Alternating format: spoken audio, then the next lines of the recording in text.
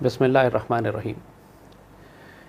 یعنی جب بھی ہم لوگوں سے یہ کہتے ہیں کہ ہمیں اپنے مشن کے لیے فنڈز کی ضرورت ہے تو بہت سارے لوگ اعتراض کرتے ہیں کہ یوٹیوب اور فیس بک اور ٹویٹر تو مفت ہے، تو آپ کو فنڈز کی کیا ضرورت ہے.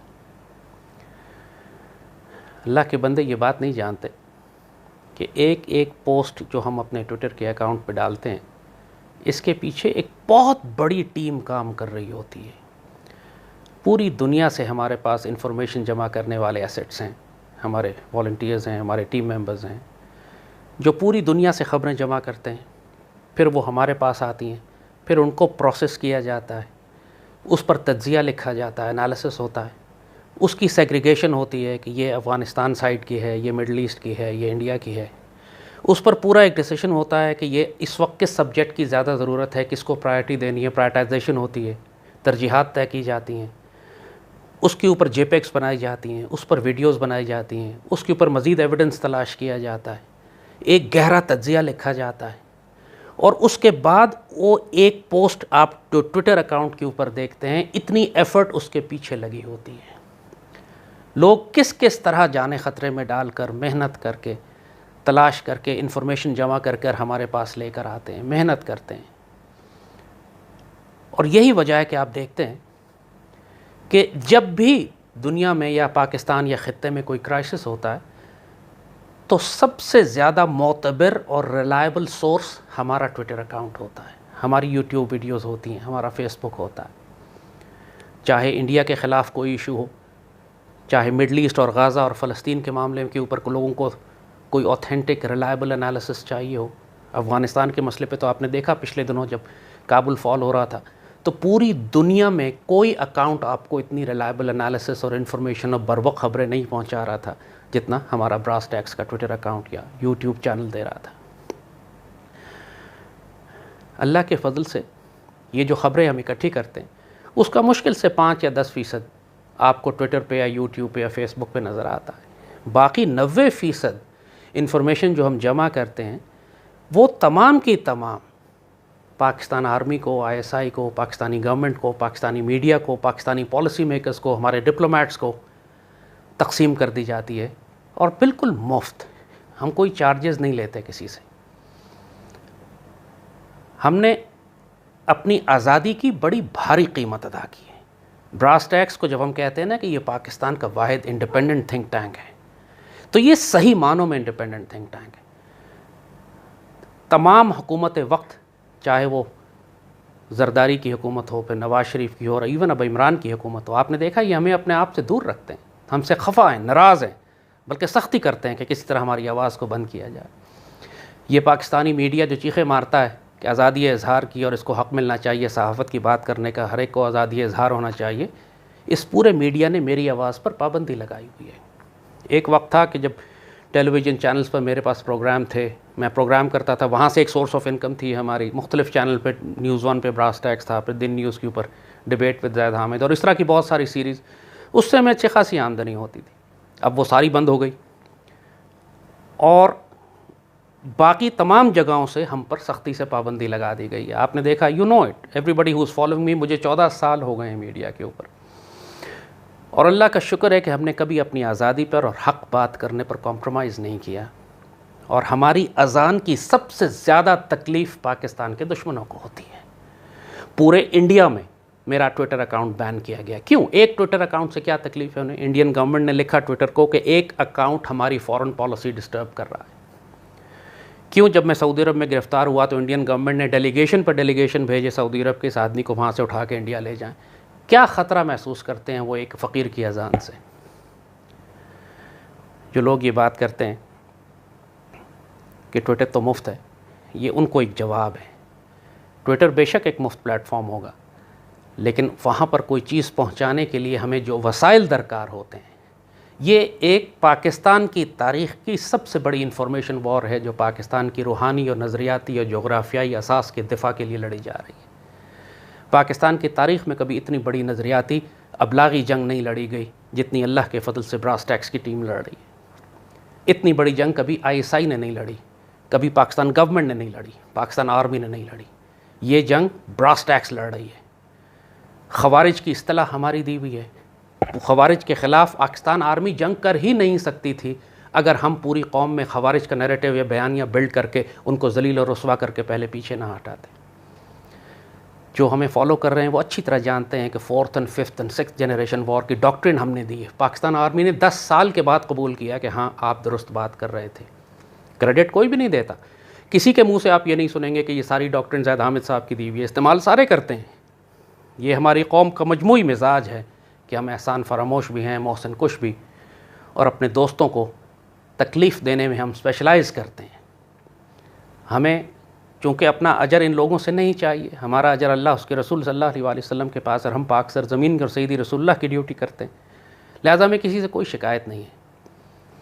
آپ مجھے بتائیے کہ اگر میں آج اعلان کر دوں کہ میں حکومت وقت کی اور پاکستان کے کسی بھی بڑے میڈیا ہاؤس کی پالیسی کو فالو کروں گا اور جو وہ کہیں گے میں کروں گا، کیا مجھے کروڑوں اربوں روپے نہیں دیں گے؟ وہ جتنا پیسہ چاہوں جمع کیجیے، پیسہ جمع کرنے میں کون سا مشکل کام ہے؟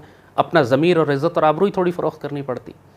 پاکستان کے 2 ٹکے کے اینکر جن کو کوئی چپڑاسی کی نوکری نہ دے، آج کروڑ پتی ارب پتی بنے ہوئے ہیں اس لیے کہ صرف میڈیا پہ جھوٹ بولنے اور پروپیگنڈا کرنے کا کام ان کو دیا گیا ہے، اور انہوں نے کسی سے پیسے پکڑے ہوئے ہیں، لفافہ صحافی۔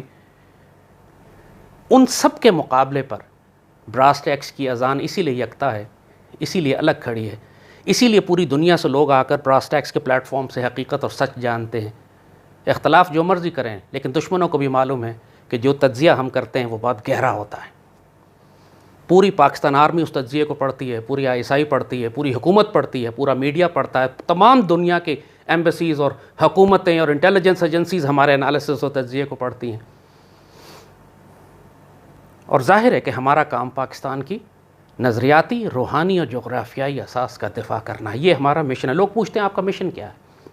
اللہ کے بندو، تم کو ابھی تک ہمارا مشن سمجھ میں نہیں آیا، تمہیں ابھی تک نہیں پتہ لگا کہ ہم کیا ڈیوٹی کر رہے ہیں، اور اگر اتنے ذہنی معذور ہو تو پھر ہم تم سے بات ہی نہیں کر رہے۔ یو آر انکارجبل، تم سے بات ہی نہیں کی جا سکتی، لا علاج مرض ہے تمہیں پھر ذہنی معذوری کا، کیونکہ جو صاحب نظر صاحب بصیرت ہے وہ جانتا ہے کہ ہمارا مشن کیا ہے۔ وہی ہے جو علامہ اقبال کا مشن ہے، وہی جو قائد اعظم کا مشن ہے، تکمیل پاکستان کا مشن ہے۔ اس پاکستان کی تعمیر ہوئی، تکمیل نہیں ہوئی، اس کی نظریاتی روحانی اساس کے دفاع کا مشن ہے۔ پاک فوج اور ISI کے دفاع کا مشن ہے۔ اس بات کا مشن ہے کہ اس قوم اور فوج کو اکٹھا رکھا جائے۔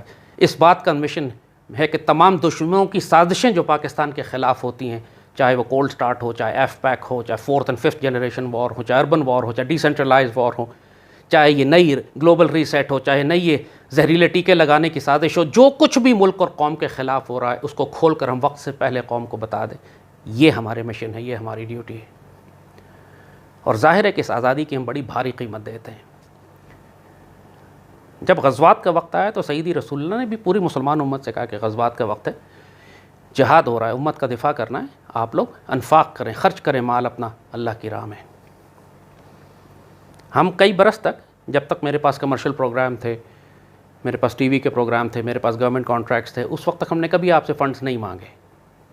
لیکن اب ایک ایسی سٹیج آ گئی جیسے ہم نے کہا کہ مجھے ہر طرف سے انہوں نے بلاک کر دیا۔ یہ میرا ذاتی کام نہیں ہے نا جو میں کر رہا ہوں، یہ تو پاکستان اور امت کے دفاع کی سب سے بڑی اذان ہے جو ہم دے رہے ہیں، اور ہماری پوری ٹیم ہے۔ جیسے ہم نے کہا ہماری ٹیم مڈل ایسٹ میں بھی پھیلی ہوئی ہے، ہماری ٹیم انڈیا میں بھی ہے، ہمارے ریسورسز اور ایسیٹس دنیا کے ہر ملک میں ہیں۔ ظاہر ہے کہ ان کی ہمیں کفالت کرنی پڑتی ہے، ان کو ہمیں سنبھالنا پڑتا ہے۔ ہمارے پاس یہاں پہ پوری ٹیم ہے، گرافک ڈیزائنرز کی، ویڈیو ایڈیٹرز کی، ٹرانسلیٹرز کی، مینیجرز کی، ایک پوری ٹیم ہے جو پورے مشن کو چلاتی ہے، سوشل میڈیا مینیج کر رہی ہے، ان کے ایکسپنسز ہیں۔ ظاہر ہے کہ میں اپنی جیب سے اکیلا پورا نہیں کر سکتا۔ تو اگر یہ مشن ہم نے پاکستانی قوم اور محب وطن اور پاکستان سے پیار کرنے والے، اللہ رسول سے محبت کرنے والوں کے آگے رکھا ہے کہ یار ان کا خرچہ اٹھا لو، تو اس میں کون سی ایسی برائی ہے؟ ایک دفعہ کہہ دیا آپ لوگوں کو، پتہ لگ گیا، آپ کو معلوم ہے کہ کتنی بڑی ڈیوٹی ہے۔ جیسے کہا کہ پاکستان کی تاریخ کی سب سے بڑی اذان ہے یہ، اور یہ بھی حقیقت ہے، آپ سب جانتے ہیں اچھے طریقے سے کہ اللہ کے فضل سے مجھے اذان دیتے 14 برس ہو گئے، میں نے کوئی مال نہیں بنایا اسے۔ لوگ تو ارب پتی ہو گئے میڈیا پر آنے کے بعد۔ پوری دنیا کا ایکنالج کرتی ہے کہ پاکستان میں سب سے طاقتور اذان ہماری ہے اللہ کے فضل سے۔ موسٹ انفلوئنشل 500 مسلمز کی لسٹ میں ہر دفعہ اس فقیر کا نام آتا ہے پچھلے 10 سال سے مسلسل، اس بات کے باوجود کہ پورے میڈیا میں مجھے بند کیا ہوا ہے۔ لیکن اس کو میں نے اپنے اس اختیار کو اور انفلوئنس کو استعمال کر کے میں نے کوئی مال اور پیسہ تو نہیں بنایا۔ میں نے تو زندگی میں کبھی ایک مرلہ زمین نہیں خریدی۔ جس گھر میں رہتا ہوں یہ میرے آبائی گھر ہے، میرے والدین کا گھر ہے۔